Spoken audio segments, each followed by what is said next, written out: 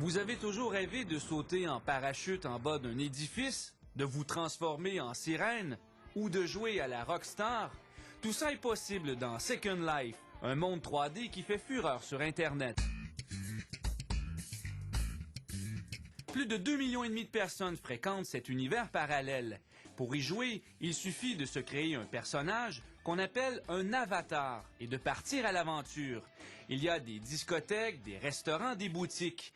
Les plus sérieux peuvent acheter des parcelles de terrain et construire leur maison ou leur commerce dessus, avec de l'argent réel et non virtuel.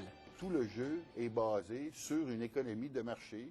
Au moment où on se parle, il y a au moins 7000 entreprises réelles qui sont dans Second Life et qui transigent de manière virtuelle, mais avec des vrais dollars. C'est dans ce monde virtuel que le Collège La Salle va offrir certains de ses cours en septembre prochain. L'édifice a été construit au cours des derniers jours. Nous sommes ici dans le lobby du bâtiment et là, dans l'une des deux classes. Les gens vont ouvrir un compte, vont se créer un avatar. À ce moment-là, nos classes vont être réservées à ces personnes-là.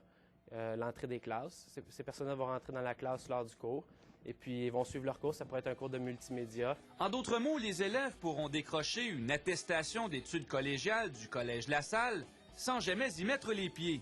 Le professeur sera représenté par un avatar et donnera son cours grâce à un micro. Si la technologie le permet, les étudiants pourront aussi lui poser des questions de vive voix. Déjà, aux États-Unis, de nombreuses universités réputées comme Harvard sont représentées sur Second Life. Le Collège La Salle espère d'ailleurs accueillir des étudiants étrangers dans son école numérique. Grâce à Second Life, la formation à distance vient de prendre un tout nouveau sens. Dominique Arpin, TVA, à Montréal.